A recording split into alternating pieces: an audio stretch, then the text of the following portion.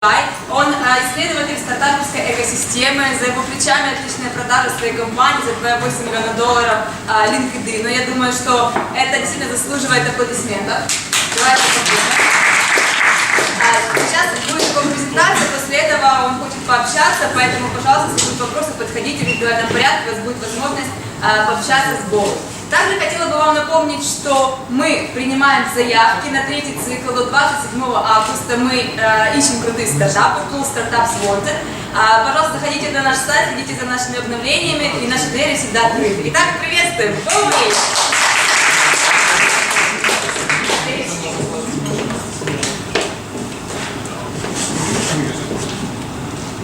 Alrighty, how's it going, everybody? Good. Alright, I'm gonna attempt the toughest part of the presentation right now. You guys ready? Sure? Okay, this is gonna be really tough. So if I screw this up, please bear with me. Okay. Minazobu Bowei Gai? Very good. That's good? Thank you. Alright. Okay, no, that's easy. I think the rest of the presentation will be much easier. Alright, so hello again, my name is Bowei Gai. I'm the founder of the World Startup Report. I'm a serial entrepreneur from Silicon Valley, but to my friends, I'm actually better known as a dreamer.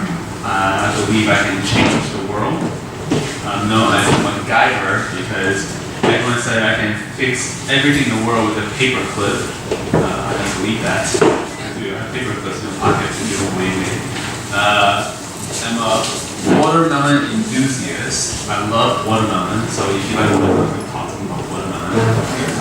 But despite my dashing good looks, I'm actually not a sushi chef, in case you weren't there. And the reason why I tell that to people is because I was in Israel just like maybe 2 months ago, and I was meeting with a really important investor. And it was in a very fancy hotel right next to the water. And I went to ask him, so where is the restaurant? The guy said, oh, you're the sushi chef for us. I was like, no, but you're Chinese or Japanese, so you have to be a sushi chef for us. Oh, but you just repeated like 10 times, all right, fine, I'm a sushi chef. But no, I'm actually not. I like sushi though. So, this is how I got started into this whole entrepreneurial career. So I started with Carnegie Mellon University. Do you guys know Carnegie Mellon by any chance? Nobody? Okay. It's in Pittsburgh, Pennsylvania. Do you guys know MIT? Yes. Okay. Alright, we're better than MIT computer science. Oh, that's right. And I'm actually on the school's website, like front page today, CMU.edu. So anyway, there's Carnegie Mellon. And then for a few of these companies, Hewlett-Packard, AMD, Oracle, and these places to really get to know what the hell is going on. But there's one company that really changed my life. It was this company, Apple. You guys know this company? Yeah? Do you guys like this company? No, I agree with you, because you know what? Right before this presentation, my computer just died. Wow. My Apple just died. Like, this company betrayed me. Damn you. I have to go to Moscow to fix my computer. So anyway, but back in the days I liked Apple, and because I was able to work on some of the coolest parts. I don't know if you can see, but that's the Apple TV. I was on the original team to create the first Apple TV. And literally, like I went, ooh, sorry about literally, the first day when I got to the company, my manager pulled me aside and put me in a small office room. So he was very serious and looked at me just like, we lied to you. You're not going to be building the Mac Mini anymore. You're going to change the world. I was like, whoa, what am I going to build? Turned out to be the Apple TV, which didn't change the world, which is kind of disappointing. We tried to change the world, which didn't. The time was not ready. But there was another project that did end up changing the world. Because after this, they put me on the original team to build the first iPhone. And boy, did I change the world. I thought I was going to be in Apple for a long time. Probably, for the rest of my life. At the time, if you cut me open, like, I would be apple juice. But no, I should left Apple not willingly. I actually got kicked out of Apple. I I was doing great work, but one day my manager pulled me aside and said, hey, you have too many ideas.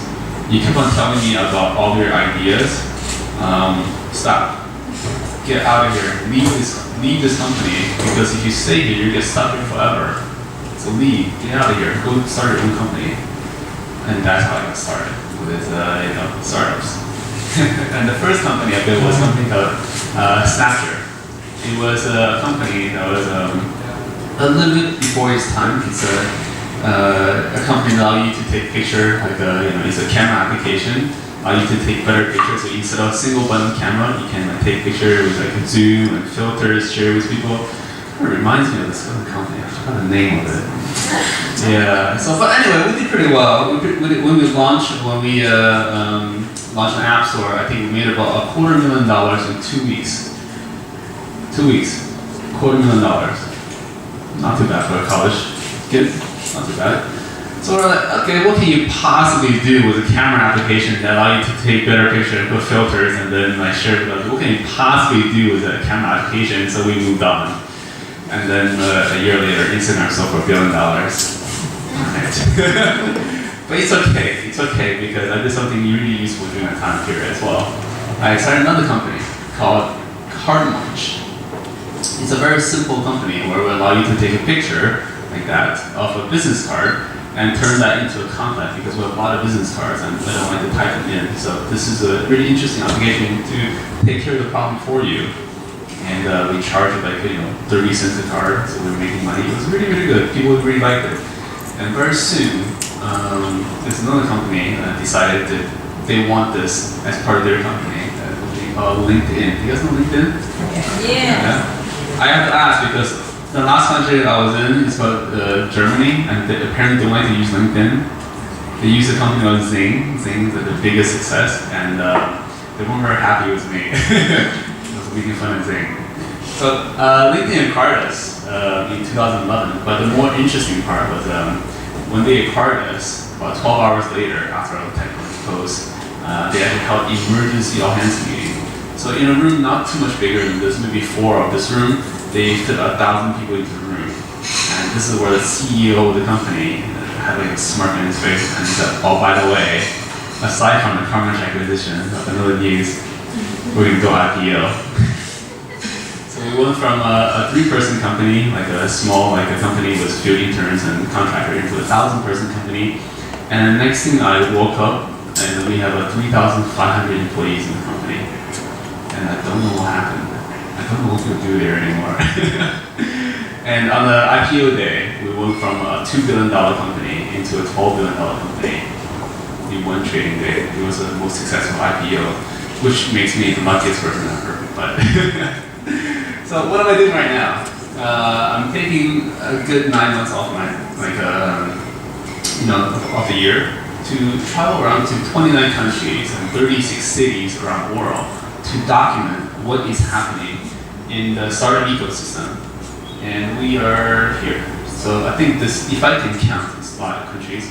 Well, maybe country number 23 or 24. So how did this all come about? You see, in Silicon Valley, we have this thing called a reality distortion field. Do you guys know what that means? Because we try to tell you things like everything in the world is built in Silicon Valley. Everything in the world is built in Silicon Valley. So if you want to build a good company, you go to Silicon Valley because everything in the world is built in Silicon Valley. Even though that might not be true. In fact, there's something in this diagram that's not really true. Do you guys know what's not real about this? Which one of these companies is not from Silicon Valley? Airbnb. Airbnb is definitely from Silicon Valley. Good guess though. There are only like 10 more. Like, you just keep on guessing, you'll get it eventually. Skype. Where is Skype from? Estonia. There we go. Skype's from Estonia, but most people think he's from Silicon Valley. What else? eBay is from Silicon Valley. That's down the street.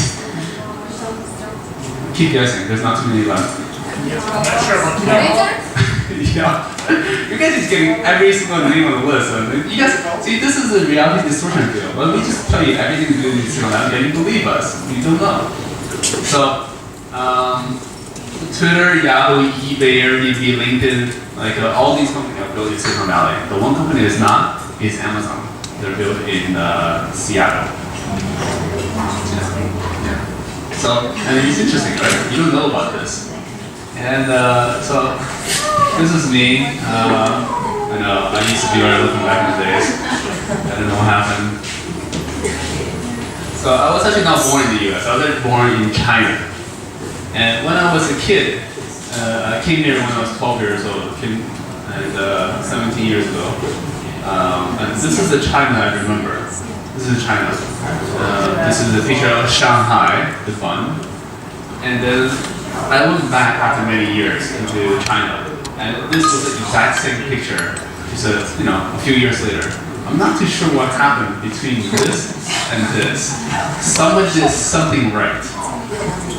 This, the same picture. Somebody did something right. And I'm so curious. I want to find out what happened there. You know, I've heard there are all these interesting startups, but I know nothing about it. So I actually went out there and asked them to make introductions for me so I can talk to the founders in China to tell me what happened. What are the cool companies in China? How do people build a company in China and into something like this? And with the help of my friends at Find Startups, I went to China and spent a few weeks in China to really research. I talked to the small founders who were just getting started, all the way to people that made a few $1 billion in China, and everyone in between, right? Journalists and the lawyers and everybody. I got this really interesting view of what China is all about after this trip. Wow, this is so cool. So as a way to thank all of my friends at Finding Startups, I wrote this report called the China Startup Report, which I put online at 2 o'clock in the morning, and I went to sleep, and I sent it to them. And by the time I woke up at 8 in the morning, just 6 hours later, this was what happened. It became the most popular report on the internet that day. And I wasn't even going to share it publicly. It was a private report I sent to my friends, and somehow it became the most popular report on the internet that day. Everyone was talking about it. And everyone was like, wow, this is so interesting, because at the time, nobody knew what China is all about. Like, if a Chinese person didn't know what China is all about, imagine what the rest of you would know about China. So, and the funny part is, by 5 p.m. that day, the Chinese people woke up on the other side of the world, and they saw this. This is really interesting. So they actually stole my report without my permission and republished it on almost every major news media for technology in China. Just like the way I said in the report, Chinese people do not respect your copyright, they'll steal everything. That's exactly what I said. Knew it. But I was really happy, so it was fun. And I thought it would be really, really cool if you can take that concept and then repeat it to a few other places in the world, because people ask me, it's like, what's it like in India? Isn't India and China the same? Like, what's it like in Africa? Like, isn't that the next hot spot? What about like Brazil? Isn't that the place that's taken off? What about all these other places? And I said, I actually don't know. I actually don't know any of these places.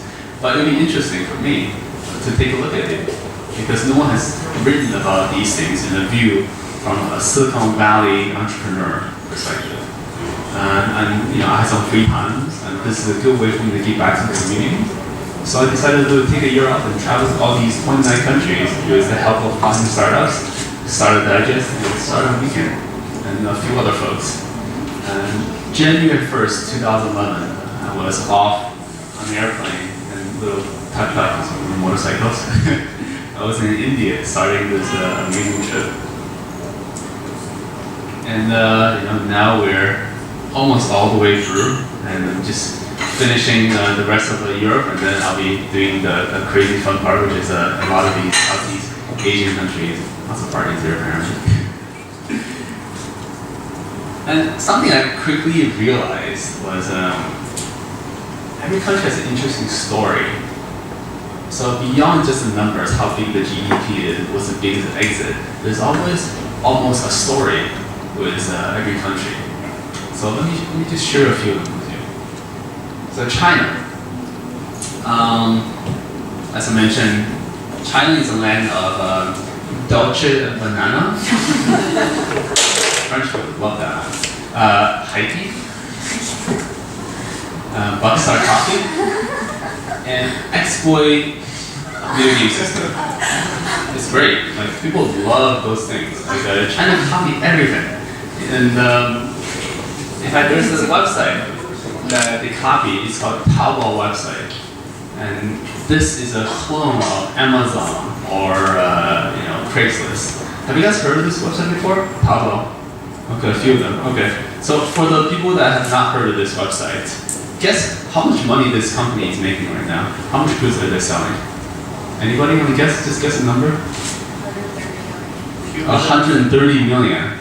Yes. Okay. Anybody else want to guess? A slightly bigger number? 50 million per day turnover. 50 million per day turnover. Anybody else want to guess? Okay, this company is doing about 3.5 billion US dollars per. That's a good question. How long do you think you take this website to build, like to sell 3.5 billion dollar of goods? Anybody want to guess? 1 hour?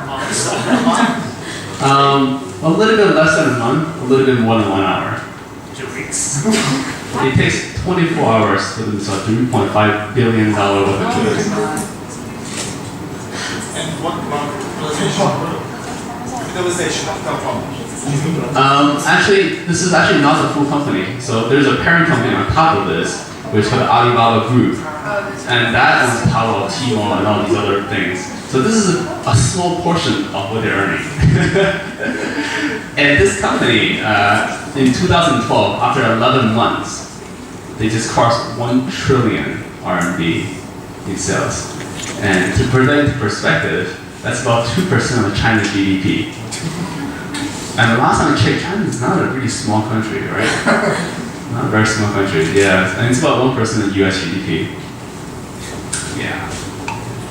Company that most people have never heard of. Seriously, I didn't even hear about it until I got to China.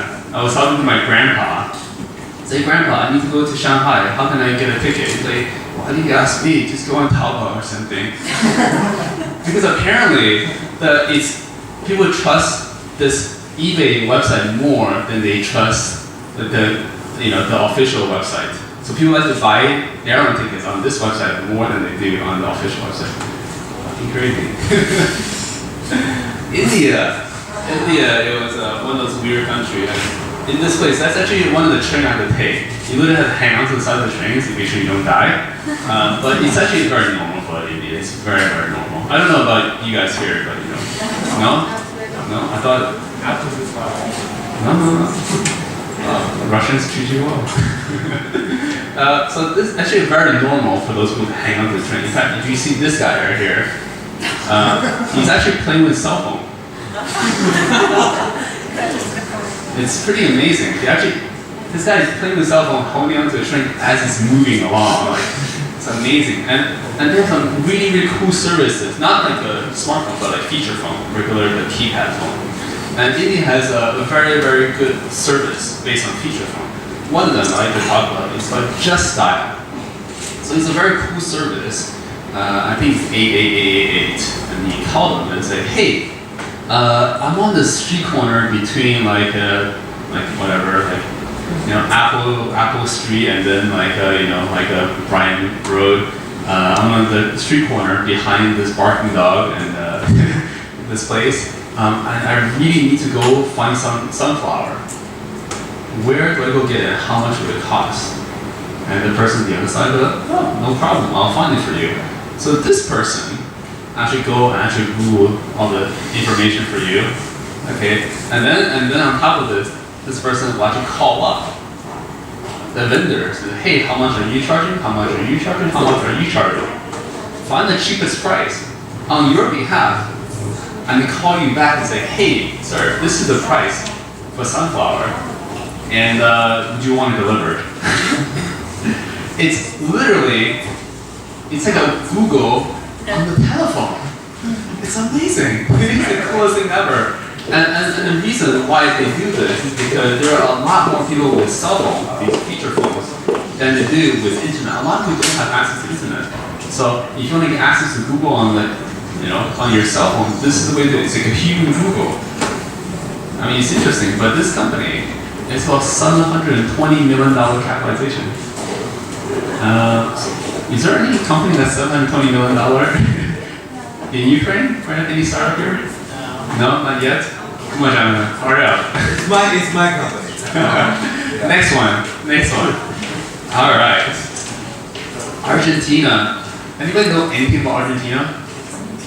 No, it's just so far away from the rest of the world. I don't know anything about it. But Argentina is a really cool country, and Argentina is a story that can be told through its currency. You see, the country is experiencing some serious problems with inflation. So when I was there in March, $1 US is equivalent to 5 Argentinian pesos, supposedly. If you go to the black market, that number actually goes to 1 to 8. So as a founder of a company, you have to find a way to get your money from Argentinian pesos into dollar as soon as possible. Because if you don't do that, you'll lose like 60% of your value, and that's not cool. And the joke is, when you get on a taxi, you should pay in the beginning of the ride, because by the time you get off, the money might not be worth as much. So yeah, so by definition, if you're an Argentinian founder, you're doing something illegal. You have to be doing something illegal, otherwise you wouldn't survive. Like literally, all the founders there is doing something illegal. But it's okay, because that's what they're used to. They're used to chaos. They're used to the craziness and the unpredictable economy and everything. And they still do startups there. That is what makes Argentinian founders the best startup founder in South America.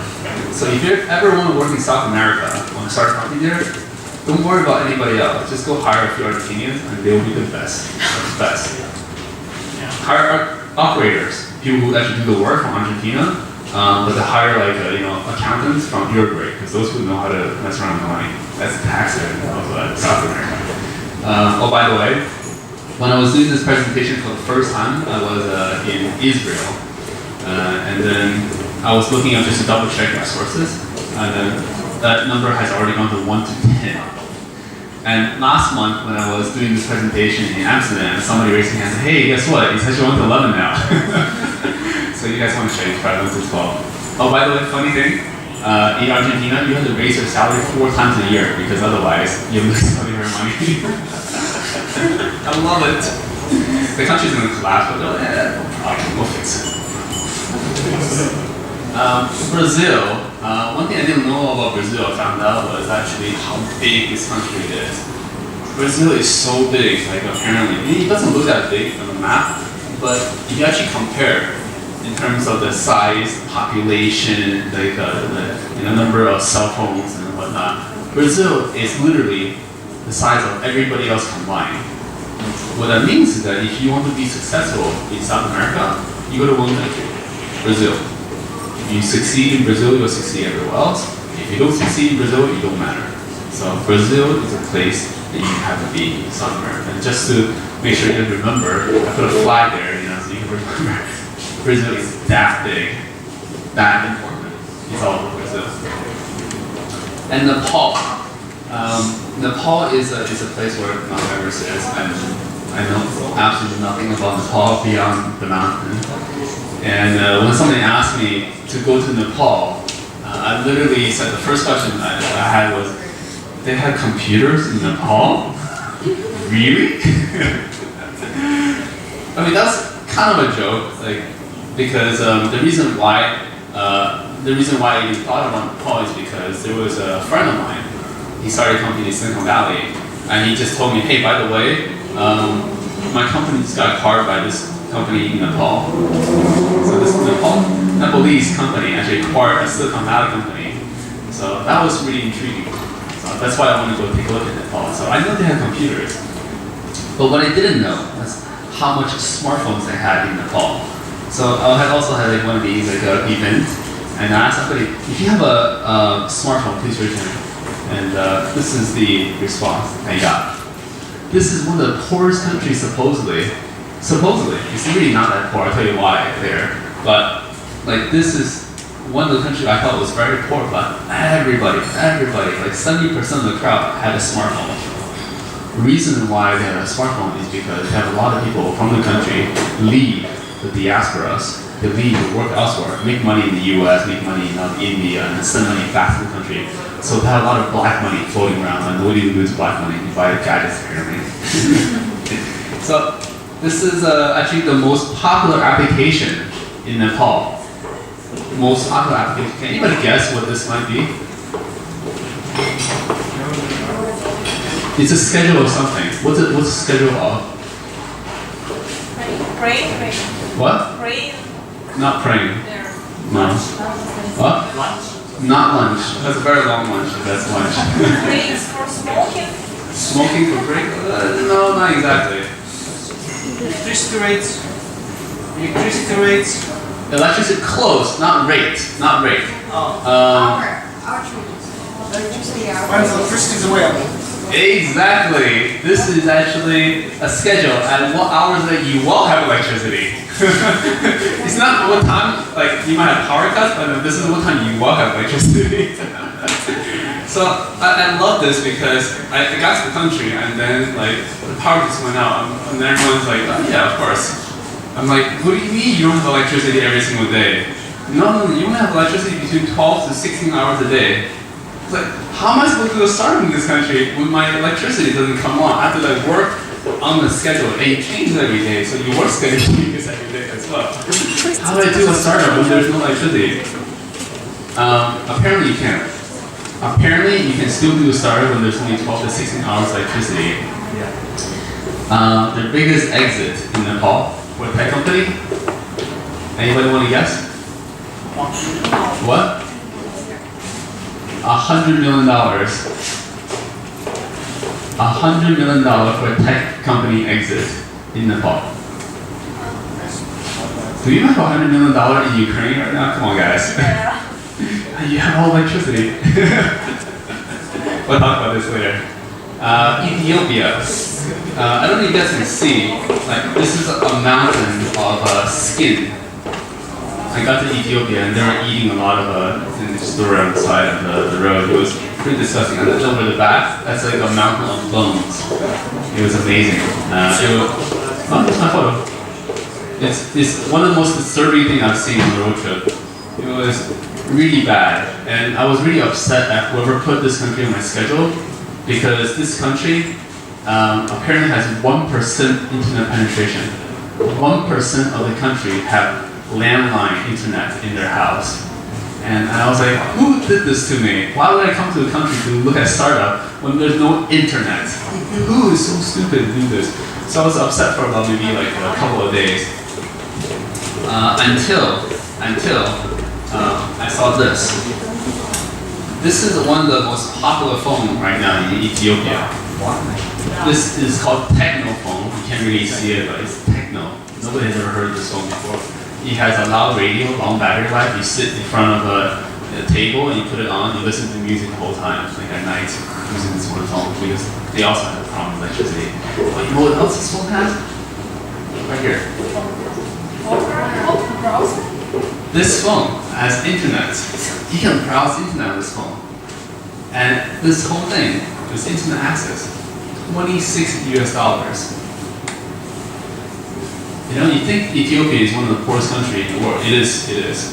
But this phone alone, they're selling 150,000 units a month in Ethiopia.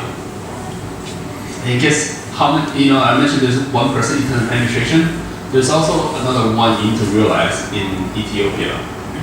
Every month, that country is signing up 1 million new cell phone subscribers. Every month, 1 million cell phone subscribers. You know, so yes, it is a very country. This country is very behind, but at the same time, my God, like if you're very behind, then that means you have very high room to grow, very big room to grow. And 1 million new Southeast chart. I think they're probably one of the highest in the world. Like, competing with China. Definitely more than US. Kenya. Kenya was also a pretty interesting country, land of the elephants and giraffes and stuff.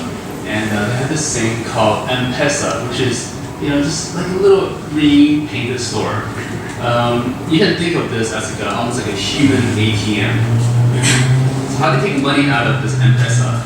You go to any store that's painted green, literally any store, like there's so many, 70,000 stores in the country.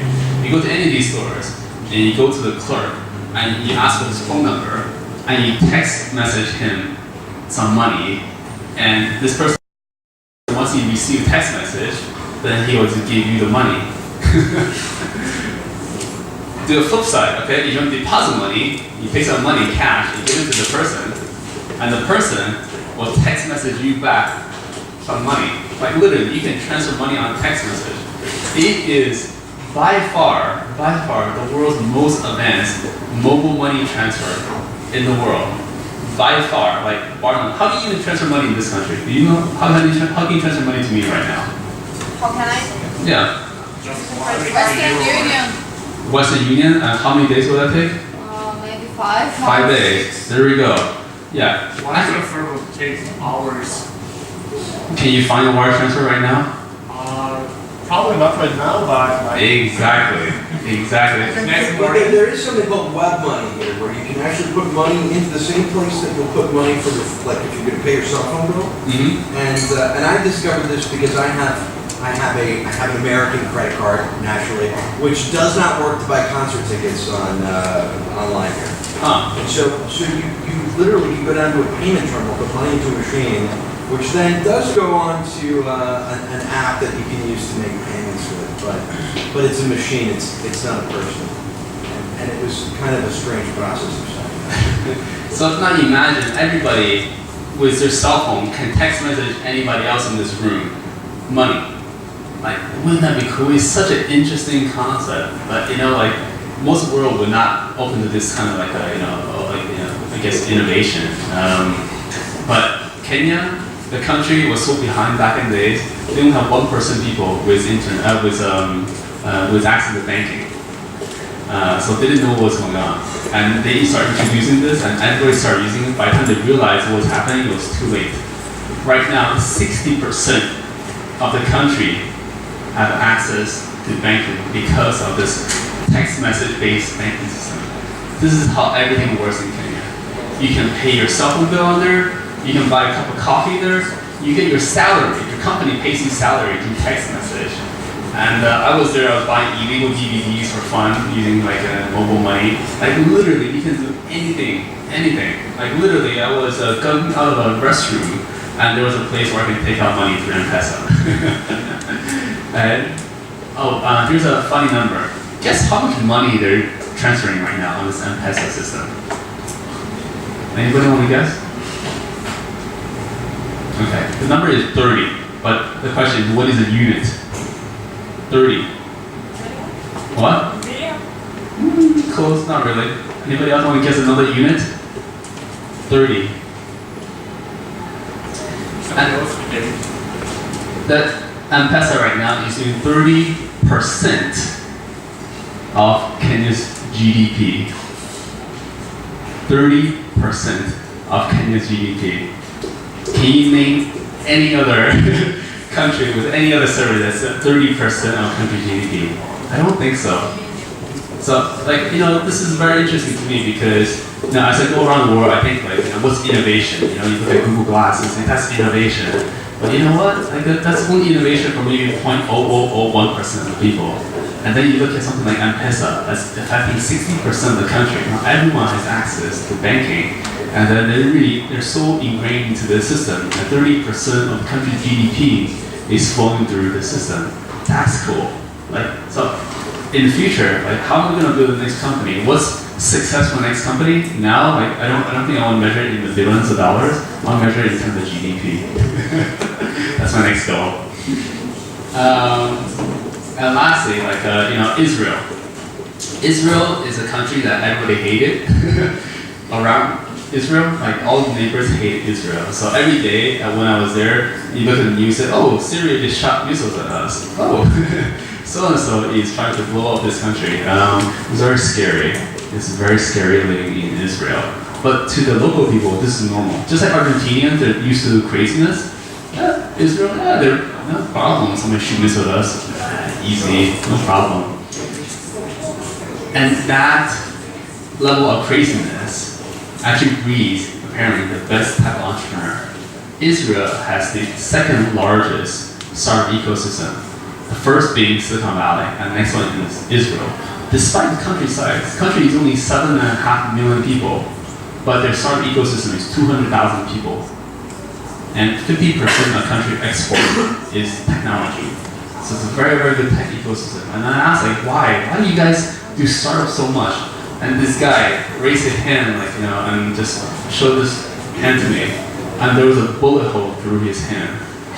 A bullet hole. And he said, look, when somebody shoots at you in the battlefield, your life's priority gets cleaned up very, very quickly.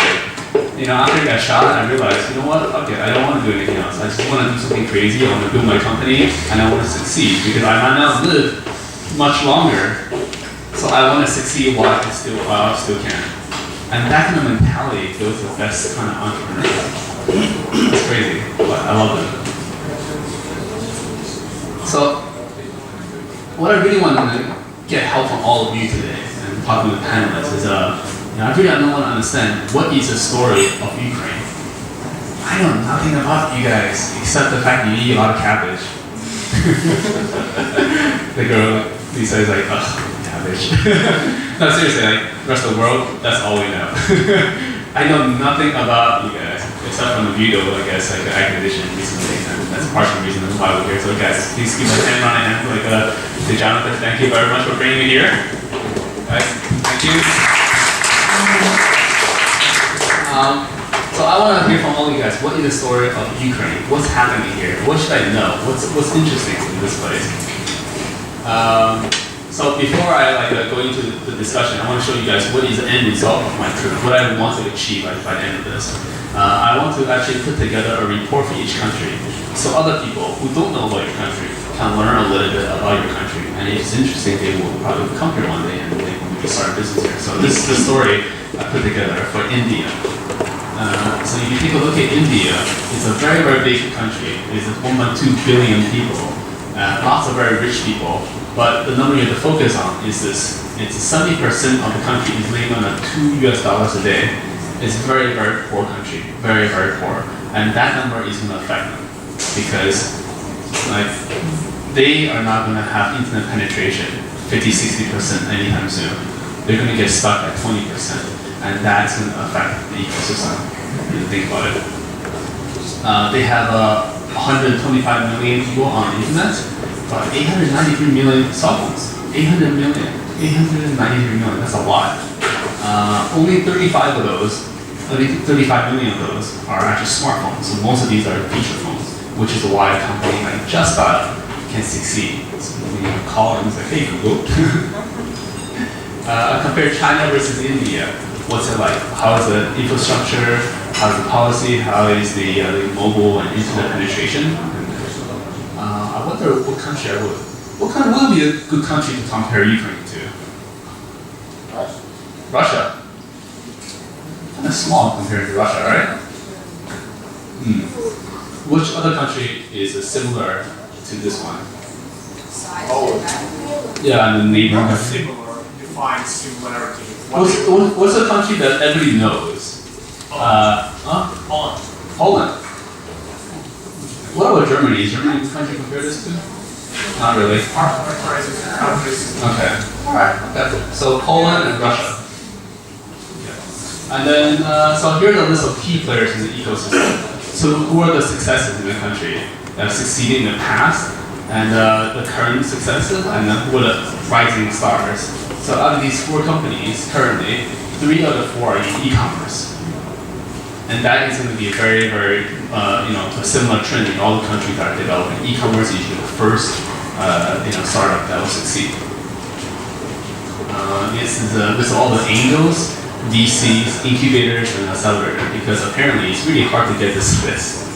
If I ask you, who are all the angels in this country, would you know about the list of angels? Probably not, right? It would be kind of hard to come with this. So this is a crowdsourced effort. So basically ask questions to all of you and have you guys answer it. And we'll put together this list of angels, VCs, incubator, accelerator, along with all of the media, conference, and events. I like to talk about culture of countries because I believe to understand a country, you can't just look at the numbers. For example, I mentioned earlier with just that Indians are actually using the internet without realizing it. And that's something you have to think about when you're building a company in that place. So there's a company, it's like a travel company like Expedia, and for them to succeed in this country, they actually had to set up little kiosk, such that you collect people's money. Supposedly it's cash, and number two, they ask the question, how much is it to go from here to Mumbai, and you type it in for them because they don't know how to use a computer. So this is the things that you have to do on their behalf if you want to get a business. So they'll use your service, they'll use your internet without realizing it. It's a very fast-growing market with very little competition. Surprises. What are some of the surprises I found that you should sort of be aware of? So, for example, for one, if you want to get married, don't do a startup. Do you guys know why that is the case in India? It's kind of the case everywhere in the world. No, India particularly. Okay, so I'll tell you why. So India is a arranged marriage culture. So you don't really pick. Your parents are picking your spouse for you. So when your parents are picking the spouse, they should have a checklist. There's actually a physical checklist. There's you have to be in the same caste, you have to be in the same religion, you have to be the same social family background, you have to have a stable job. But wait, if you're doing a startup, that means you probably don't have a very stable job. So you failed that part, and you missed this checklist. And because you missed the checklist, you have a problem getting married. So this is a very big concern for the people there because they want to get married. On the flip side, it's actually a good thing that they have arranged marriage. Because on the flip side, if you do get married, the females in a house, usually there's a lot of male doing startups, but the female's house actually give you a lot of money. It's called dowry. You guys know the concept of dowry? They give you a car, they have a house, it's very expensive, they give you a lot of money. And that, you can turn it into your first investment. It's called dowry capital. So on one side, it's you're probably getting married because of your startup, but if you do get married, you get dowry capital. I know, it's pretty weird, but it's really interesting. Lots of other random things. That's another surprise about India was actually made in China because I thought it would be easier to make things in India because Indian labor are much cheaper. They're much cheaper than China. But it's cheaper to make a toothbrush in China and ship it to India than to make it in India. Because India does not have the manufacturing capability. They don't have the factories. They don't have water. They don't have the road. They don't have electricity. Just the way Nepal is. It's a very tough place. So it's actually cheaper to actually get everything in China. So everything that you can buy in India is actually made in China. It's very surprising. So you can do manufacturing in India. In-depth look, here are all the startup locations, and it's heavily concentrated in Bangalore. So if you want to look at startup, go to Bangalore. That's the Silicon Valley equivalent of India. Then if you take a look, a lot of companies are working in e-commerce. E-commerce is hot. E-commerce is going to be hot for a while because the country is still developing. Infrastructure is bad. And this is kind of interesting. So this is how much money it will cost. For an entry-level college grad engineer, it's $6,000 to $8,000 per year a salary. That's how much we pay per month. More in Silicon Valley, but they're not very good. India graduates over 1 million engineers a year, but very few good ones. Why? It's also a culture take on this because to prove that you're a good engineer, after a year or two, you become a manager. That's how you prove you're a good employee, by moving up in the ladder. So if you stay where you are, that means you're not very good at what you're doing. So all the good engineers very quickly become managers and start coding. So you get left with a lot of people who are not very good at coding for a long time, whereas the people who are really good actually lead to different places. And you have a lot of entry-level engineers, but if you want to have an expert on Hadoop technology working for 5 years, good luck. Some policies, outlook, innovation, opportunities, and then this is just one slide I want to focus on. It's called the commodity innovation map. It's a term I coined because as I go out to different countries in the world, I kind of realize this over and over again. There are a few business models that you will see in every single country. Because I believe as a country reaches a certain level of internet penetration, there's going to be a whole slew of services that's going to go from offline into online. And it's like almost like a basic needs of human in the 21st century, right? Like these are the things you will need to have. So for example, like you're going to find a date tonight, you need to do that. You need to go travel, you need to get an apartment, and you need to go listen to music. These are the basic things that everyone will need. And if you know these are the things that people are going to need, and you will go onto the internet, so you know what the opportunities are. And I want to tell you what the opportunities are in India. So in India, dating is actually very saturated. There are a lot of companies in this field. You don't want to go there. These are the areas that are still pretty heavily competing. But if you look over here, these are the areas that are very open for competition. No one has won in the music industry. No one has won in the finance industry, the auto industry. These are still areas that are still open opportunity. So what does it mean to you? Well, exactly. So for the local entrepreneurs, you can take a look at this map and say, oh, you know what? These are the opportunities I can potentially exploit because I know there's a very good chance like these will work in other places and these should work in my country as well. And at the same time, I want to show this map to the investors in the country and say, hey, you know how much money Uber is making, right? you know how much money they're making in the US. Well, they're not in Ukraine right now. So maybe there should be Uber application. By the way, is there an Uber application in this country? Or a taxi application? Is there a taxi application? Yeah, but they're not really working quite well. Okay. Somebody please build a taxi application here. It is so annoying. I want to be able to just hit a button and get my taxi. Like, I can guarantee you in this country, somebody's going to build a taxi application and somebody's going to make a lot of money from doing it. The question is who's going to do it, right? If I tell you this, hopefully one of you guys will actually go and actually do something like this. And then I go talk to the investors and say, hey guys, there is no taxi application, but you know it's going to make a lot of money in this country, so please invest in this. So, like, pushing both sides and hopefully something happens in the middle. And yeah. So the problem is that many smart companies have already built kind of this apps, but they are why not basically integrate with taxi services and even like Yandex have failed to integrate both. So it's so no one has done a good taxi application yet. no, taxi applications are awesome, but taxi drivers don't use them. That's a problem. Then you know what? That's any problem can be an opportunity. So if there's a problem, nobody is doing it. You have to figure out why they're not doing it and do a something better service or whatnot.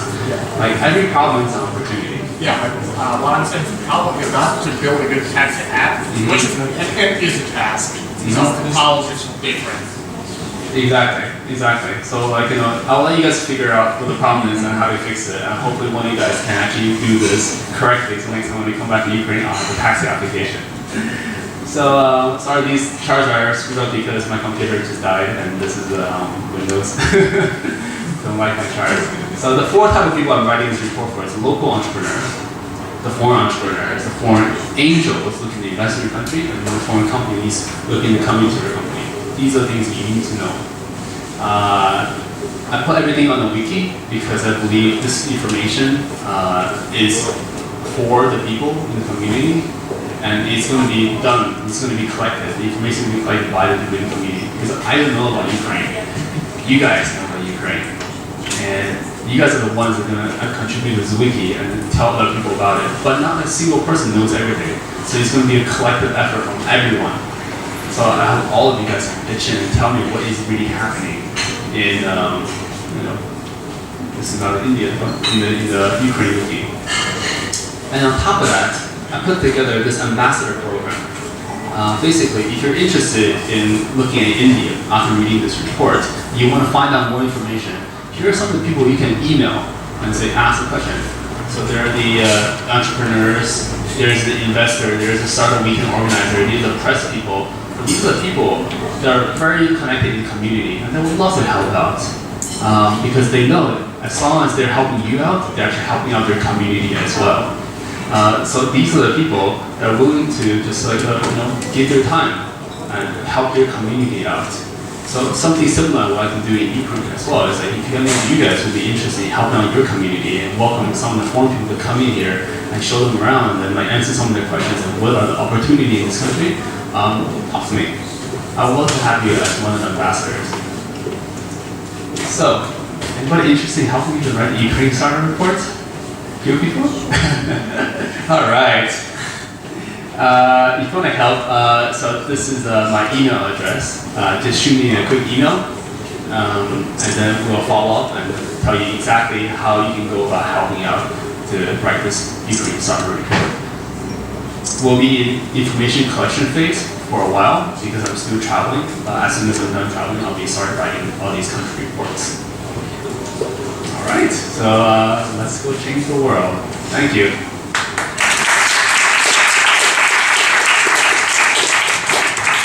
So, do we have panelists?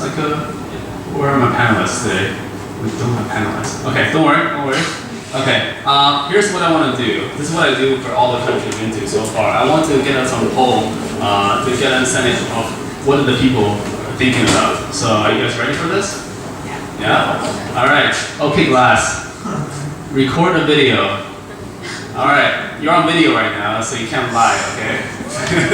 Everybody say hi. Alright, we're here in Kiev, Ukraine, and we're going to take a quick audience poll. So please raise your hand if you are a startup founder. Alright, what are the rest of you guys doing here? What, are you just interested in the startup? I'm thinking about one project. Okay, thinking about, okay, that's good.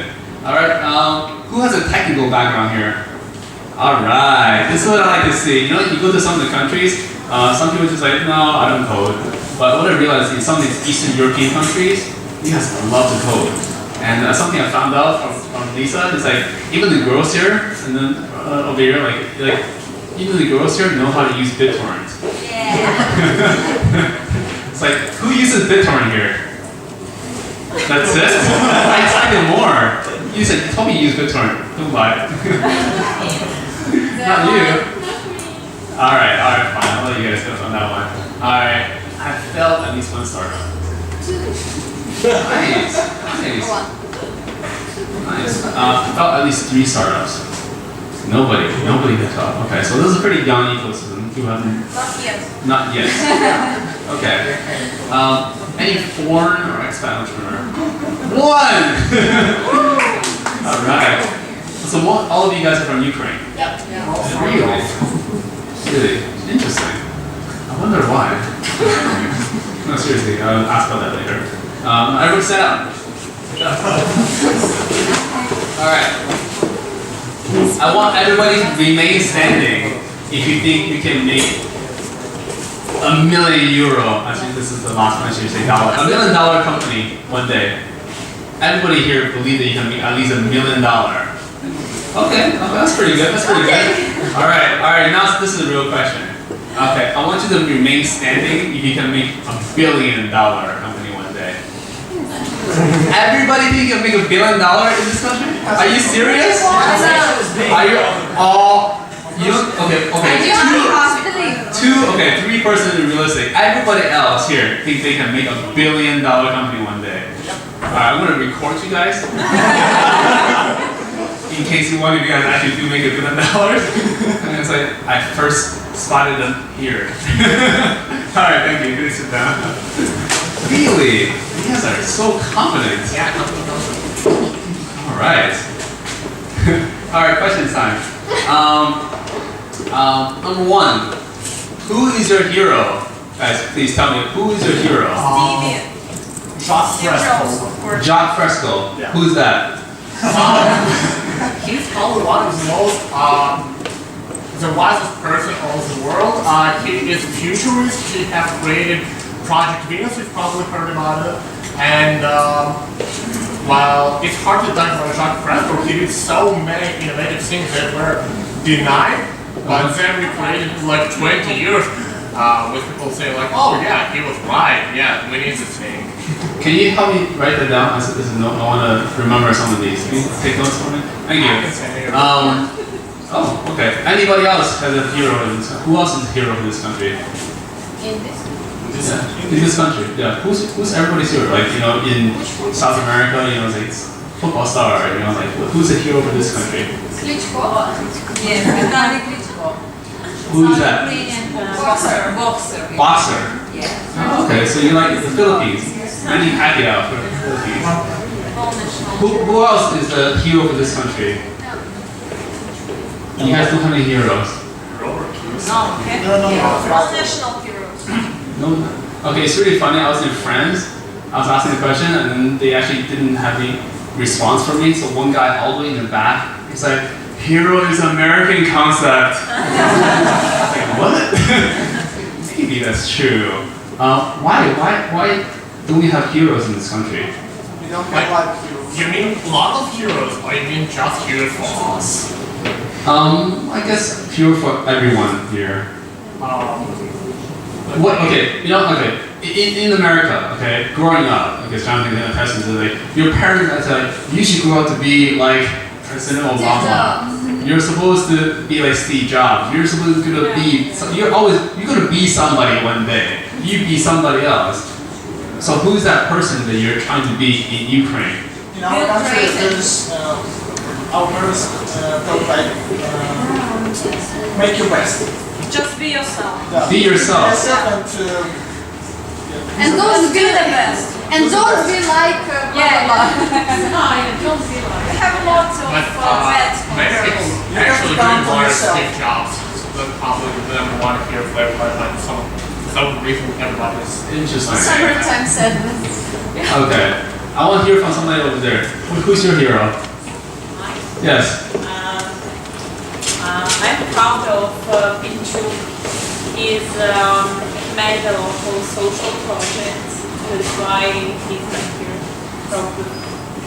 Okay. So I guess from hearing all these answers, so the money is not the number one factor in this country. It doesn't sound like people like want to be rich. You just want to be happy in a way. Is that correct? Yeah. Yeah. What do you think about Gai? Who? Who is that? That's the first person in the space. Oh. Yuri Gagarin, yes. Okay. Yeah. Sorry, not a sponsor. I think. Once a year, there's like a Yuri's night thing in the U.S. It's a, yeah. It's a thing. I mean, I guess that's pretty cool. So you want to be an astronaut? Everyone wants to be an astronaut. Everyone wants to be an astronaut. Okay, that's good. Yes. Okay, next question. Okay, what are people proud of in this country? You know, for example, like you know, It's China. difficult questions for us. You know. Sorry, what did you say? Women. Women. Beauty. All right.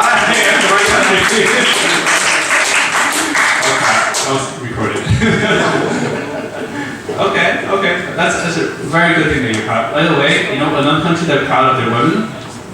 Colombia, like they would openly say we're proud of the best looking woman in South America. Like in some of the places that's very bad. America would never say that.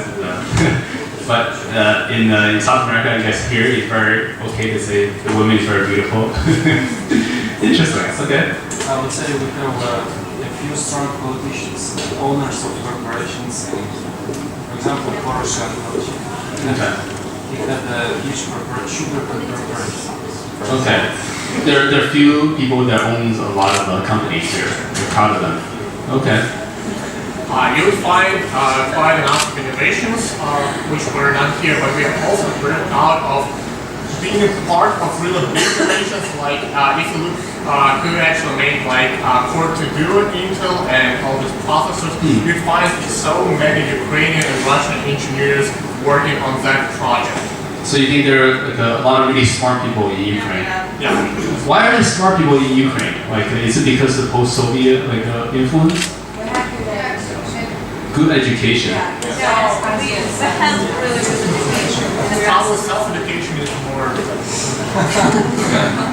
Anything else you guys are proud of in this country? Your food? History. Okay, interesting. Okay, so which company would you consider the biggest success in this country? And why? Yeah, you know. Budo, alright! Budo! Any other company that you would consider as a big success in this country?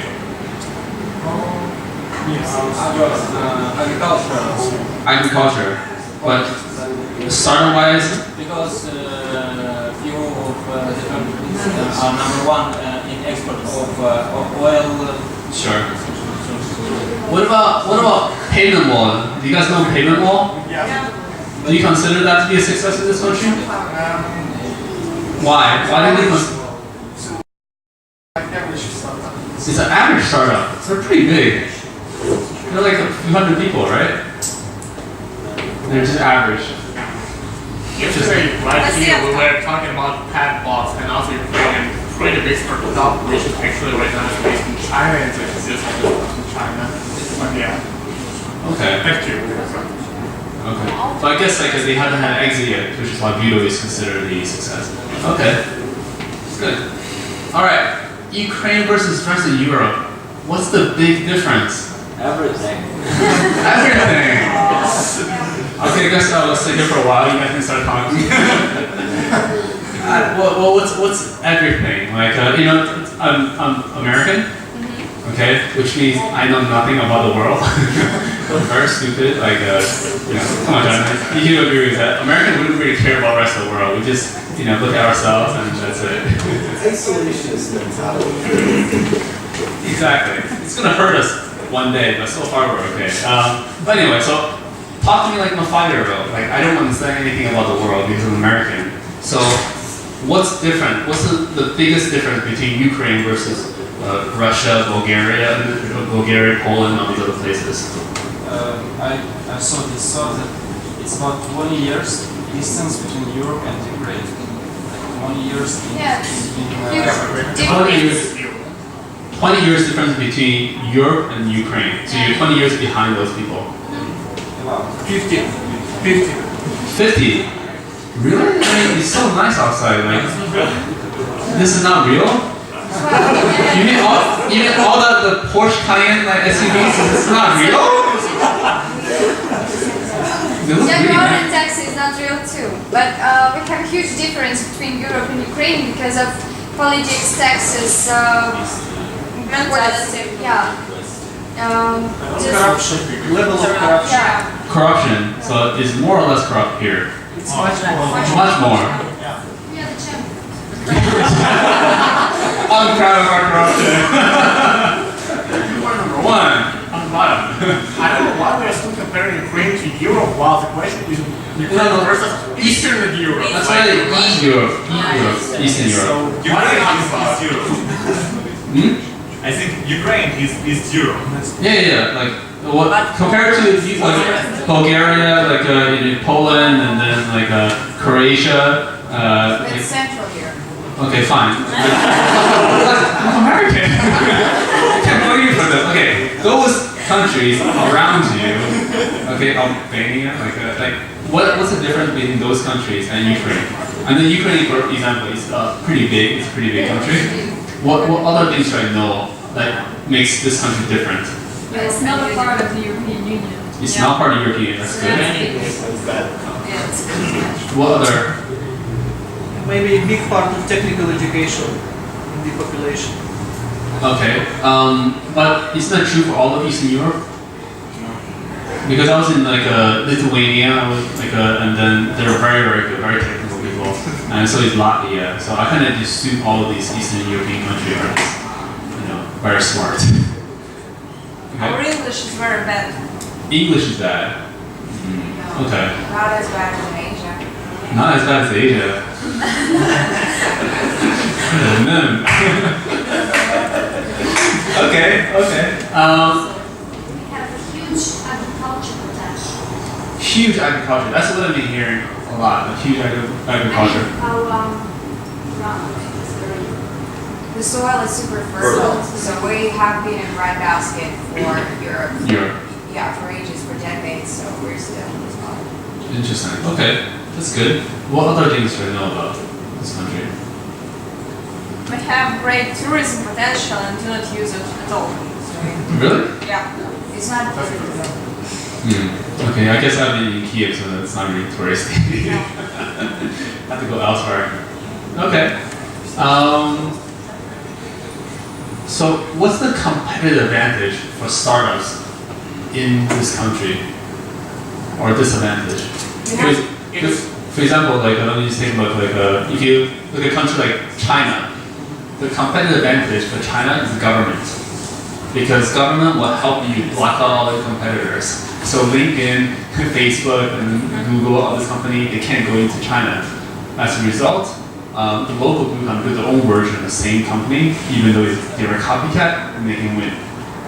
So that's the competitive advantage. In India, the competitive advantage is e-commerce, because they don't have roads in India, so delivery is very hard. You can't send somebody a package very easily, so you have to build your own sort of like package sending, like FedEx network. If you look at Israel, the competitive advantage is the people there, because they have the military training. Everyone has to go to military. They're very, very smart. There are a lot of intelligent people. Those people that become the startup. So what's the competitive advantage of Ukraine? We have pretty cheap and very fast internet comparing to Europe, and we have free Wi-Fi everywhere. Interesting. Free Wi-Fi everywhere and cheap and fast internet. Except I think what's the internet speed here like? When they installed the fiber in my house, it was like I asked what the speed was. They said, oh, it's like 100 megabits for traffic in Ukraine and 5 megabytes or something for traffic outside. It's a little strange. So it might be fast, but like it feels like it's fast in this country. But once it goes out of the country, it doesn't. I've been uploading a file in my computer for like 2 days. I'm uploading it. No, I'm serious. I mean, and unfortunately, you've been able to actually access websites outside of this country for 3 days straight. Oh. That can be, depending on your ISP, you can kind of sometimes only be able to get stuff in one part of the world. This is just all my own experience. Maybe I have a crap ISP. Do the country block your internet like No, China? it's not blocked. It's just that they'll have they should have redundant connections out, and sometimes they don't. So one goes down and just gotta wait until it comes back up. Go ahead. It's quite easy to find partners for a startup because you find easily a lot of techy guys who are really smart, and that's kind of an advantage. Okay. Smart people. At the same time, we have disadvantage. You have to know somebody in order to start something. You cannot do it on your own. You have to have connections. You have those connections. Interesting. Okay. Pretty cheap and good developers. Define cheap. What? Sorry. Define cheap. What's a good developer? How much do they cost? I think you can hire a developer for 2,000 or even 1,500. 1,500 a month? Yeah. It's kind of pricey. It's kind of pricey. For $1,500 a month here, you're not going to get a very good developer. It's not a very good developer. No? Why do you say so? The median salary of like a decent developer in Ukraine in 2013, this is coming from me employing people and having had lots of Ukrainian engineers, is a few $1,000s a month. Startup is a different situation. So if you're working together in a small team, it's just the same way as in San Francisco or anywhere else in the world, you'll get the money that you can, and that'll keep you alive, and you're all working together. But I mean, like in the context of our business, which kind of has some scale to it, there's a competitive market. And as a startup, at least for us, we're funded, we have money, we're competing with outsourcing companies. Yeah. which is very strange, because I've got guys that are like, I have 5 other offers. I could leave tomorrow, and they have showers and a lady that's going to give me a massage at 3 o'clock in the afternoon. And I'm like, but not going to put showers in the office tonight. Well, then I'm going to Global Logic. Okay, fine, bye. I mean, that's actually a challenge that you run into here, because outsourcing is it's a maturing market here. You're actually, if you look at other parts of the world, what the salary has become for good IT staff in this country, it's great for the country, but at the same time, when outsourcing companies are competing on sort of this global scale and vector of cost efficiency, it's actually not the most sustainable model. So you look at these outsourcing companies, and now they're opening offices in, and we talked a little bit about this, in countries like Pakistan and Belarus, because it's less expensive. So I think that the danger here is that you've got outsourcing companies, and when this becomes too expensive, unless you start to compete under intelligence, that actually we have many smart people here in this country, unless you start to compete on intelligence, then the outsourcing companies leave, and this growing middle class of technology that we have here, it goes away overnight. And I think that's not really a competitive advantage, but in any case, about $3,000 a month. Interesting. I know that's pretty scary. Either you raise the level of like the quality of the engineer, otherwise all of a sudden one day all the jobs will go away to another country. Yeah. Interesting. All right, you guys ready? Get some tough questions. All right, question. How the hell is this country so rich? Why do you see so many Chinese Porsche outside? This is the 1% of countries. Certain people. Who makes all the money in this country? It's all about corruption. Offline. Corruption. Yes. Yeah. It's all about the dissolution of Soviet Union. What? All that wealth came from enterprises which were government-owned before 1991, before dissolution of Soviet Union. And overnight, all that great steel, machinery, heavy, military equipment, everything, communications, scientific institutes with people, they overnight became a property of 10, 12 people known as oligarchs. And there is oligarchy, 12 people manage all the Ukraine with. Okay, so how many oligarchs are in this country? For example, in Philippines, there are 8 oligarchs, 8 families that owns everything in the country. We have one family. Yeah, one family here. It's a president. It's a mafia. We're laughing. Don't worry. We can cut it. What? It's not classification, it's actually spread between quite a number of oligarchs. Are we talking about 5, 10, or 100, 200, a few thousand people? I would not go to 300, but yeah, it's about 100 people? Okay. I think you can Google that for the last several years, the amount of billionaires is increasing times every year. Okay. The So amount of there are billionaires. a lot of illegal money operating. And Okay. the capital of these new billionaires is like GDP of Ukraine. So Oh, that's pretty good. That's interesting. It's a problem, but we can figure out a way to make money from these rich people. There is statistics that in Kiev there is the most Bentleys than in the whole Europe, something like that. The most Bentleys Yeah, in the Europe. cars in Kiev. If you take the other capital of any other country in Europe, they have the most. But it's normal to have unreal taxes for such cars.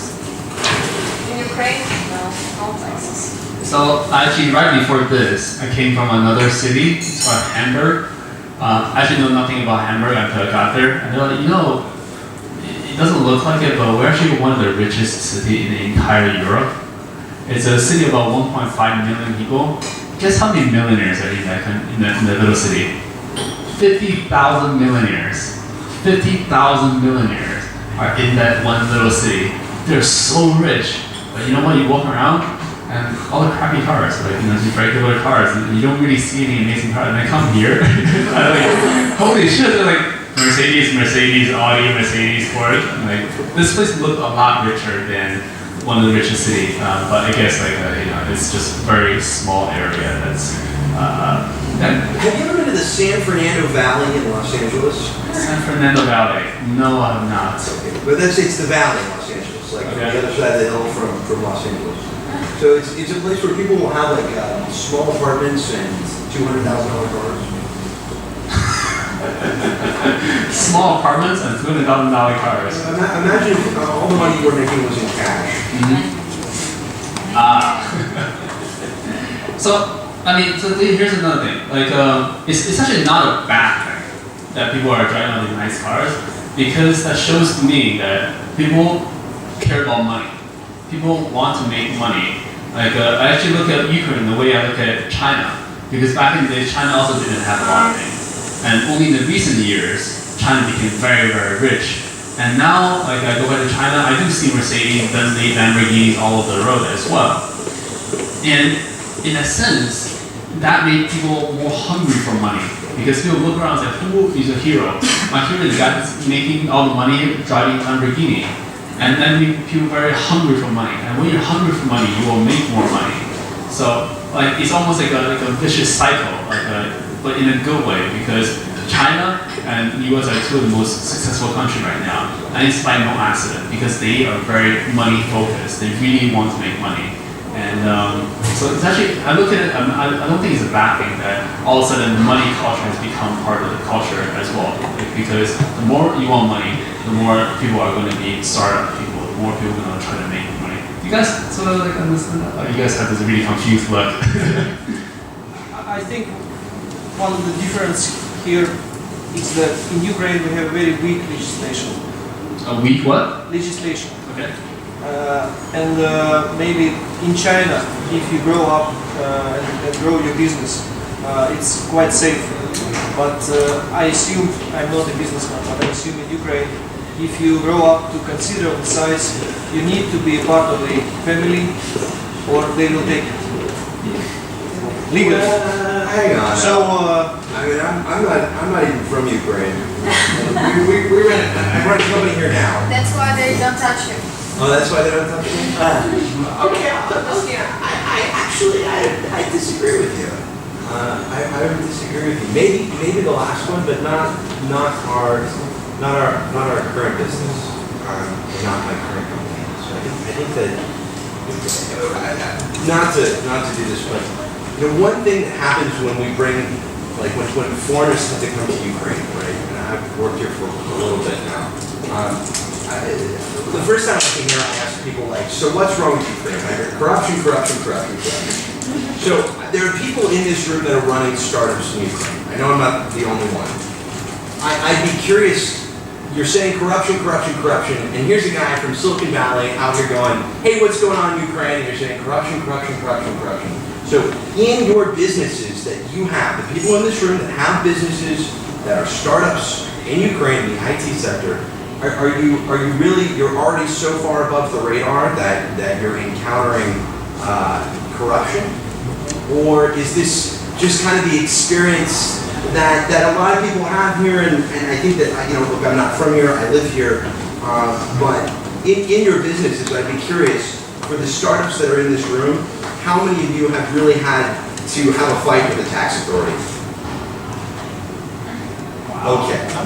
So just to turn it around before you go back and write corruption. Okay, no, that's great. I also want to add another question. Who has been forced to pay a bribe for their startup? One. What was that for? Well, it happens all the time, because like if we talk about Ukrainian tax system, we have like 37 different taxes which you have to pay. That is why all the payments are made by cash. So if you got the transfer, the bank transfer to your account, you don't pay taxes from this money, and you go to the bad guys who own all the Porsche, Cayenne, and whatever, and they made the system which allows you to get this wireless money from your bank account to the cash, because everybody has to pay with cash. And that is why, like, if you have $100 on your bank account, and you go to these bad guys and they take their percentage, and usually these guys are some politicians or from the tax authorities or whatever, and they take their percent. Usually it's like from 7 to 13%, and you get the cash. So you guys have to pay that. Well, we always do that because if you pay the taxes, you get like $60 from $100, or you better go to the bad guys and then you The get tax rate, the 9. corporate tax rate here is 17%. Well, it depends. It doesn't depend. I give you example. I work for a big international company. We are all the time in court with the tax police or whatever, because the legislation is so weak. They always find the reason. I have 8 Always accounts. find the- 8 accountants. So I understand. So we know. I understand that working in the but if you expect it, that's manageable, and this is a much larger business. So we're very highly visible on the top 10 taxpayers in our district. So highly visible, which is a little bit different than having a struggle. I just want to say that I think it's not a problem in the legislation, it's more a problem in maybe our minds, because from childhood we don't have any entrepreneurs' success stories. From USSR we know that to make business you must be a bad guy, and to sell something it's a bad thing. And I just was really surprised in Amsterdam when on Queen's Day, national holiday, I saw when the young children selling something on the streets, or they dancing on the streets, and they get money for it. Of course they get some small money, like maybe 1 euro or 2 euro, but from small age, from childhood, they understand how to make money.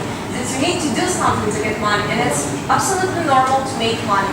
In Ukraine, to make money it's something pretty strange for most population. So I think Why do you want to make money? Why are you so different? because my parent told me that it's good and you should do whatever you want and try whatever you want. Next question. I totally agree with that, Bill.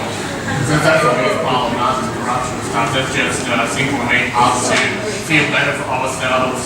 Like, why would it fail? Oh, it's corruption. So sweet. So I kind of want to move on to this question because I'm very curious. Because the last country I was at was Germany, and Germany really got fucked up by the the Americans and the Russians. They really screwed the country up. They really messed with the head of German people, and literally every German kid is taught that they have done something wrong in their life, even though obviously they haven't done anything wrong. It's their parents' pre-tradition, but they're taught they also give back to the community. You can't stand out and be proud of your country. If you're proud of your country, you can be called Hitler, you can be called a Nazi, and that's a very bad thing.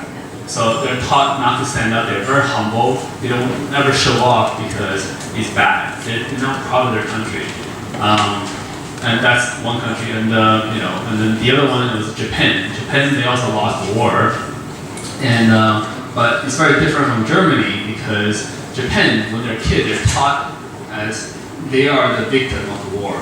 They're not the aggressor. They're not the bad guys like Germany, but they're the people that really suffer from war, which is really interesting because they're really the aggressor that killed a lot in China. But it's very different mentality. And I know the whole Eastern Europe also was in a lot of trouble back in the days and with the Soviet Union.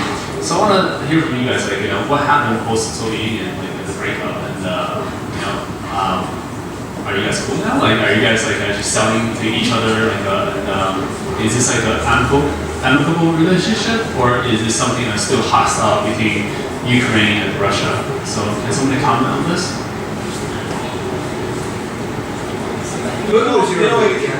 What? On the political scene, it can be different depending on the power, but people to people are very nice. Oh, so you're very nice to each other. Oh, why? Because they come to our country. Why not? So what? What do you mean, so what? look at China. Like Japan conquered the country. Like if I marry a Japanese girl, my parents would disown me. Well, and that's not good. Like, it doesn't matter where you were born. It's a matter of like random stuff. Like you did not choose whether you're going to be born in China or in Japan, and so did your spouse. So, why does this should matter? So I think you had a comment. Like, did you have a comment? Oh, I was just gonna say that back at the time when we were like in the Soviet Union, we're still like Slavic people, and we have a lot of things in common because of our background. We look alike and I think we act alike, but it can be hard. So here's something I heard earlier today. Somebody told me that to be a successful entrepreneur in this country, you need to be a strong leader. You need to tell people what to do. Because people are looking for strong leaders because this country has come out of the post-Soviet Union stage and they're used to like very strong leaders, and then you can tell them, be creative, do whatever you want, they'll get confused. Is that something that you guys, maybe? 50-50, okay. I think not with the younger generation. Not with the younger generation. It depends on the age of the employees. So at what age can you boss them around? We do not know talent, so we do not need some leader. I give you an example. I was a few slides back.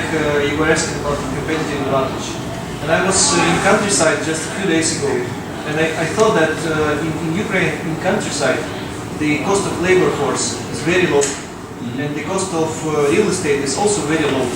So if you want to build a factory, you should go to countryside 50 kilometers from here to some village, and you will have a nice startup there. But then to manage these people living in the countryside, probably you need to be a strong leader. Yes. Okay. Because of the mentality. Okay. And there is a lot of people still living, let's say, educated, not in the modern, how to say it? Mainstream. Yeah. Okay. What about with the rest of the countries? The rest of the countries nearby, like like the ones I mentioned, Poland, Bulgaria, like like Lithuania, and all these other countries nearby. You guys in a very good relationship with all the countries? Do you guys do business with all the countries?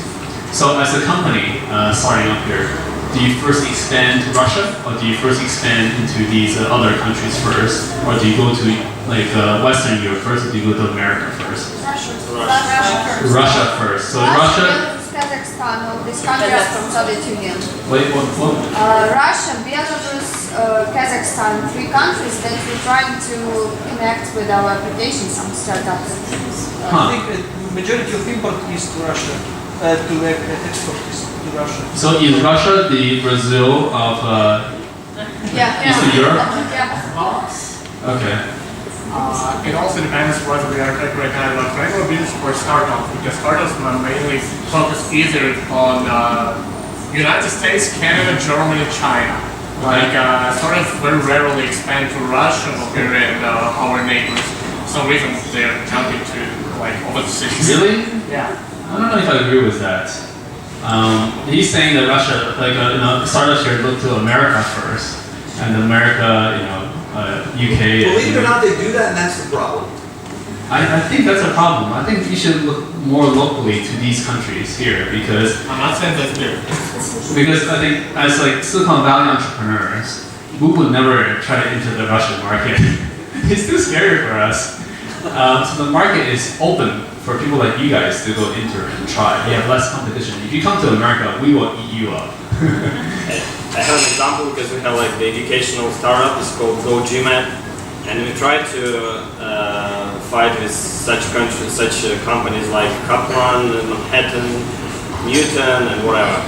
And when we had the budget for the advertisement, if we put it like $10, Kaplan would put like 11 or 12 or whatever, because they don't care how much they pay. They want to be the first. Yes. So after like a few tries, we decided to concentrate on the CIS market and like conquer whole market here instead of going to the United States and trying to fight with the guys who have like 2 billion sales per year.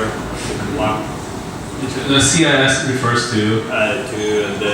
The post-Soviet Union countries. Okay, so this is post-Soviet Union. Okay. Which country has the biggest startup ecosystem? I want to hear from you guys. What's the perception here? Like, who has the biggest one? Ukraine. Probably Poland. Poland. I've heard it's actually Ukraine. I've seen a report that was stating that Ukraine is probably the best ecosystem for startups in all of Europe right now.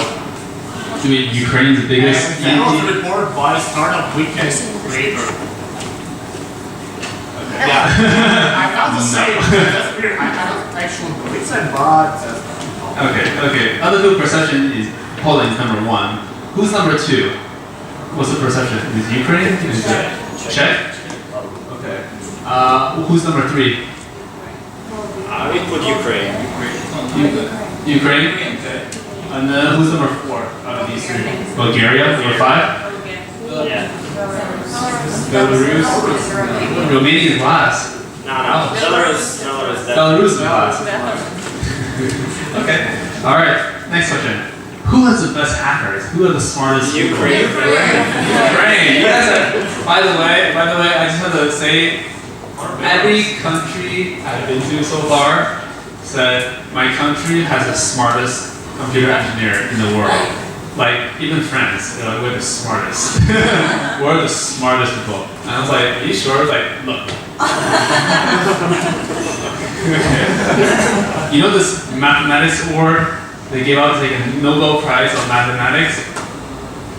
Like 6 out of 10 of those people. My country, we're the smartest. Like, okay. But, okay, why do you guys think you're the smartest? In comparison to all these other countries. By hackers, are you referring to actual hackers, or are you just mean like engineers like hackers we would say in San Francisco? Because That's a good question. As like an actual like security kind of hacking, very strong. Remember what happened when you logged into your email at my house? Yes. What happened? Well, I tried logging into the Gmail and they're like, it looks like you just got hacked by Ukraine University.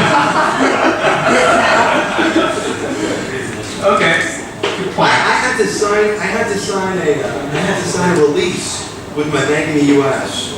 that being in Ukraine, if I wanted to continue to use my credit card, that is a complete release for all fraud. That I am responsible for anything. Yeah, 100%. I'm not allowed to dispute anything. Wow. Okay. What about regular programmers? They're very good, programmers. Which other country outside of Ukraine has very good? Poland have. Poland? Yeah. Which other country has it? The rest of these countries not very good programmers. Belarus? Belarus has good programmers, but they don't have very good startup ecosystem. Nice. Okay. Alright, so the last question before you guys can ask me questions, I just want to know, in the ideal world, if everything goes perfectly for you guys, where do you see yourself in another 5 years? Can somebody paint me a picture of what can happen in this country in 5 years in terms of startups? Are we going to see $1 billion exit in 5 years? Are we going to see like $100 million exit? Maybe are we going to see nothing? What do people think? Is this going to be a star of Europe? Like, is Ukraine going to be like the hub of Europe? What do people think? I think the ideal world, the ideal situation in Ukraine will be if guys, good technical guys who work in outsourcing, understand that outsourcing it's not the way you should live and it's not the way you should make money, and someday it will stop. And if they understand it and start to build companies as their own companies, their own projects, and in this current time somehow they will be advised by some good entrepreneurs who can help them with building not startups, but building businesses, building companies. Maybe in that case we will have a lot of maybe million exits, millions exits, and some good companies. Okay, that's good. I like that prediction. Anybody else have a prediction for what's going to happen in 5 years? Jonathan? I mean, we'll certainly see a $100 million exit come out of Ukraine. Sooner rather than later, certainly within 5 years, probably within the next 18 months. Yes. Well, probably won't be my comment, but. What about $500 million exit? Do you think it's possible? $500 million exit is possible if you don't focus on domestic market. So if you're a high-tech company with sort of a global reach, I think it's possible. In 5 years, do you think you can build this in 5 years? 5 years, sure, anything is possible. Okay. All right. That would be a company that's maybe starting, someone is thinking about starting. The other problem is read the other report is that the problem here is that we are very still. There are not many things going around, not many changes are happening like a lot of skills in countries. So it's hard to predict what is going to be in 5 years, and it's also I can say is I don't believe it's going to change much. You don't believe it's going to change much in 5 years? Yeah. Okay. It's sad, but that's all I say. Interesting. Interesting. All right. Well, I'll just say a few quick words before wrapping this up, and after that, you guys can ask me questions. What I believe and what I've been seeing around the world is that it doesn't really matter how bad the country is. Like you might not have electricity, you might have really bad laws, just like in France and in Brazil. You can have a lot of problems, like no VC capital, none of these problems. But there's always that 1% of people that defies all rules and figure out a way to make money. There are always successful people in every single country. So yeah, I agree. Like this is not ideal as a place to do business in many sense, but I hope that some of the people sitting in this crowd are the 1% and can look past all the problems and turn all these problems actually into opportunities and end up being very, very successful in their life. So thank you all for coming today. Thank you. Very interesting. Very interesting. All right. Now, feel free to ask me any question you want. So I didn't. Okay. I have a question about the Indian market. We're trying to enter this market with our product, but this market is too price sensitive. How do you sell to Indian people? What should be the price of the product, like any product, which they are ready to pay without like going crazy? Actually, I think the price should be free. I think the best way to sell to Indian people, I think Indian people will complain about anything. You try to sell them for $1, they want to say, maybe 1 penny is better. They want bargaining with you for everything. I think the best part is actually free. To give it to them completely free and hook the Indian people. Once they're hooked, once you realize they're up to a certain stage, they're so committed to your product, they can't leave. There are 3 chapters of your book, they can't finish, like they can't just leave, they need to finish your book. That's when they say, hey, by the way, that's going to be $9.99. And that's when you can get those people to pay. And a lot of problems in India is actually the payment infrastructure. They don't have very good payment infrastructure, so think about how you're going to get them to actually pay for your stuff in India. But I guess for higher education, for MBAs, those are the rich people in the country, so that shouldn't be as big of a problem. But for other people, it could be a problem. Any other questions? Who sponsored your travels? Who sponsored my travels? I would say Uncle Reed. Uncle Reed. American Express. American Express.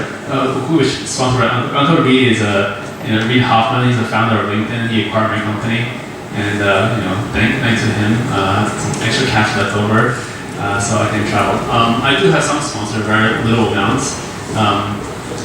So I'm actually spending probably between $100,000 to $150,000 of my own money to travel around the world.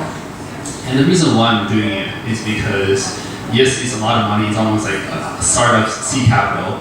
But the reason why I'm doing it is because when I was doing my previous company, my first company, I was doing pretty well, and I ended up advising this small company because one of my employees was leaving to join this company. And I was like, might as well take a look. And I helped those guys out. I gave them a lot of really good advice. I used to go to their office, bring them like tea and everything, bring them candy and whatnot, like feeding those kids. And then before you know it, they became one of the largest developer of iOS application ever. Like, and for a while they were like literally so big that when I was starting the next company, they're the ones that rented a room inside of their building to house my startup. They incubated me the next time around. I was just helping them just a year or two prior to that, but after a year or two, they were the ones that actually helped me get my next company, Karma, off the ground. So Karma really came back and helped me in a major way. So the way I'm helping people out right now, since January 1st, I probably met about at least 6,000 people. I've probably been pitched to about 1,000 times. And like, I've been talking to a lot of people, and then I have a lot of information, good information to share with people. And I really do hope that I can help some of these people along. And I really do hope that one of you guys will become the next billionaire. And hopefully, if you do become one billionaire, you'll remember the name, you can help my next company and make it even bigger. So I believe in this whole karma thing. So I think I'm earning a lot of karma by spending my money, and I think that's the best way to spend your money. Because karma is not something that's temporary, that's something for the rest of your life. And I have a long life of that. And for the next time. That's why I'm doing this. Thank you. You've been traveling a lot, you've seen a lot of startups and entrepreneurs. So what would be the advice you can give to all the audience? Like, what should we know? Okay, the question is, what should you know as an entrepreneur? That actually relates to the question I asked earlier. I asked, how many times have you guys failed? Because there is no right formula. Like very few people get it right, like Mark Zuckerberg. Very few people succeed on the first try, or second, third try. Most people fail. Most of the entrepreneurs I know fail a lot. They just fail very early. Maybe when they're a kid, they start failing. But every time you fail, you learn a lot from your mistakes. So in a sense, what I want to say is, like, if you want to be successful, fail a lot. So I'm only company number 6 right now, which means I failed a lot in the past. But it's okay because nobody will look at you and say, that guy fell 5 times. They only care about the one time you succeeded. That's it. That's all that matters. So fail quickly and fail frequently. Because if you don't fail, you will never know what you're truly capable of. All right, next question. What is my reason for you to create a company and to sell it and to have your money and not to have any connection to this company, or to create a company and to make it profitable and to develop it fully? Okay, so why do you sell a company versus why do you keep a company? For one reason, honest reason, I get bored very easily. So you get bored. I get bored. I like to do different things, and it's hard to do different things when you're responsible for your shareholders. And second, when I was building that company, my vision was a lot smaller. There's a maximum size my company can potentially be, maybe $100 million, for example, right? If I do everything perfectly, within 5-10 years, that would be the maximum size. But if I can sell the company, and then can press a reset button and try again, my next company, my goal is not going to be $100 million. It's going to be a $100 billion company. Like, I'm going to aim for much, much higher. I can have a chance to do much, much more. So in a sense, I take some, take a step back, but I just get onto a faster train and then I go above and beyond something much, much bigger. I don't want to get stuck doing something smaller. I want to push myself to even higher level and maybe fail, but if I don't fail, I don't know what am I capable of. I don't like to keep a company for a long time. And do you know these statistics? We all say that, the company was created, then was sold, and it's like a nice finish, happy end. Yes. What is happening then later? Do you have the statistics that companies being in the other hands can be not profitable, cannot? What is the other? Most of the companies that get. Sorry, what did you say? I asked her if she thought I was doing a bad job. She works for me. No, I mean, just because no one tells about this. Okay, so most of the company, they get acquired, dies. 90% of the company that get acquired just flat out will not work. The culture doesn't fit, the product doesn't fit, fighting, whatever, most of them fail. And very few of them succeed. But it's okay, it's okay.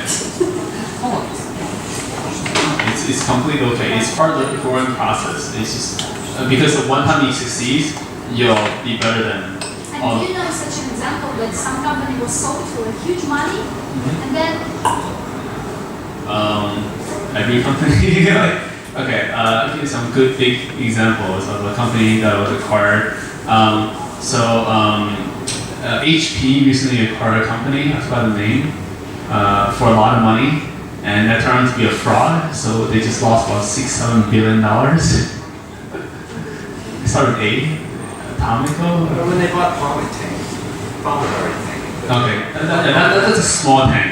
Like, there's another one that's like $6-7 billion loss. That was like a really big loss.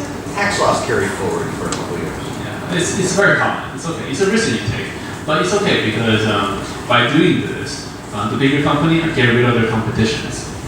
You know, it's like little grass are growing. You cut them at that very low because otherwise they can compete with you one day. So even if you fail, it's okay because at least nobody's going to compete with you in a way. Other questions? When are you going to do the report about Ukraine and where we can like see it? Well, first of all, you're going to need to help me with this. Do you get my email address? Yeah. You sure? I'm going to put it back up there. But all the reports, I'm going to actually try to do it.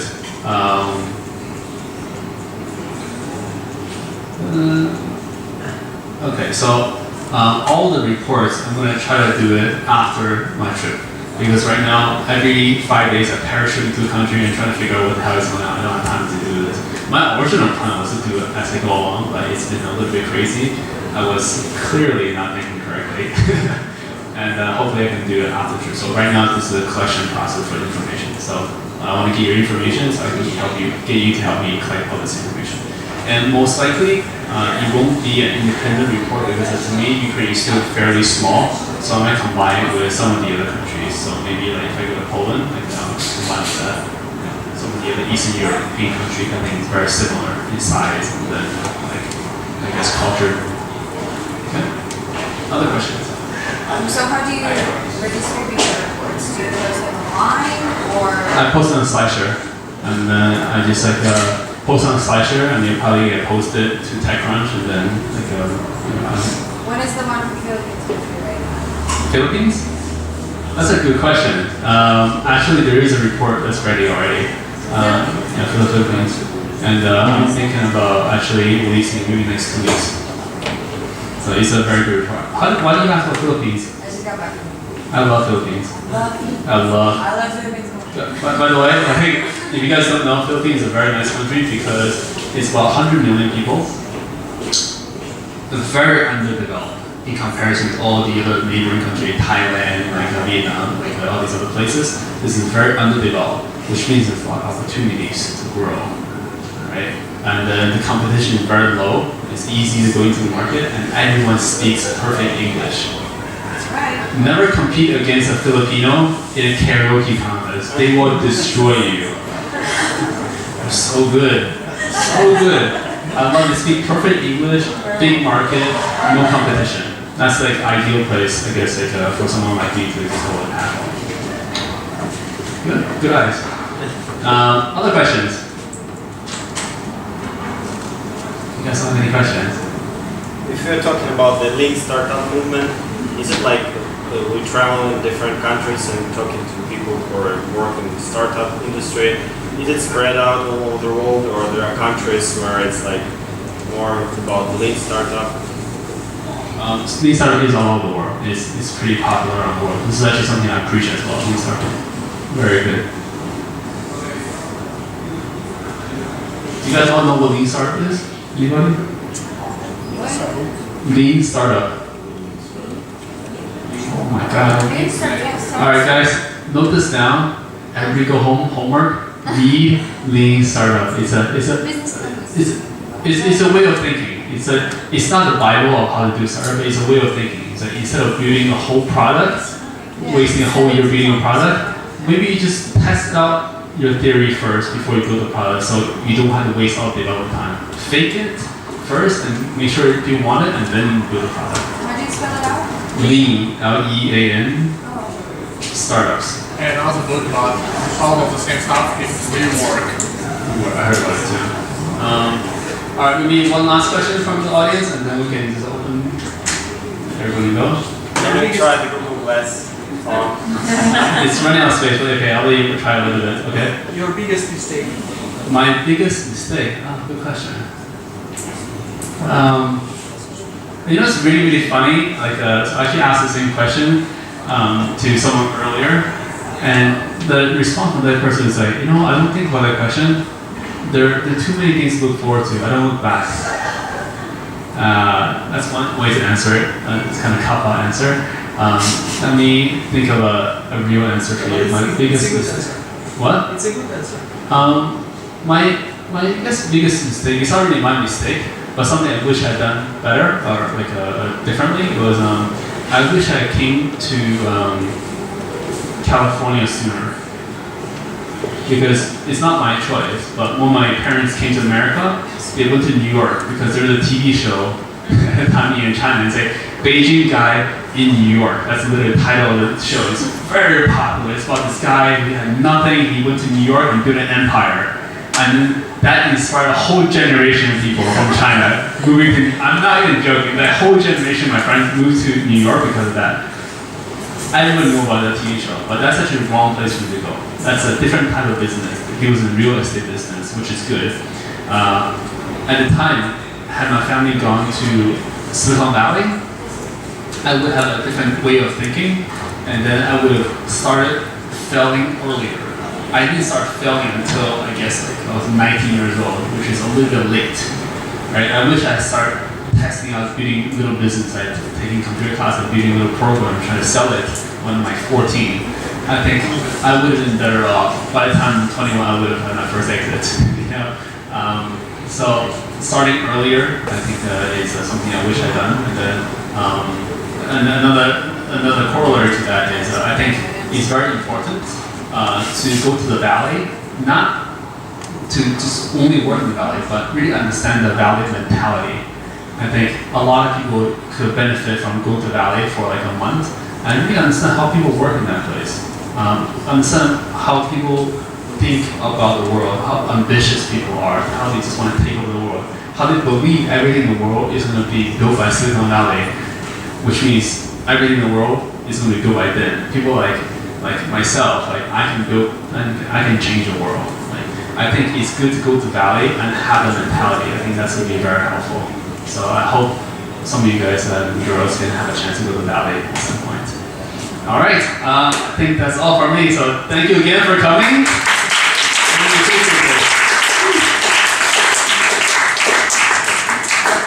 Come on up if you have any more questions. Okay, I'll be here for another 5 more minutes. Okay.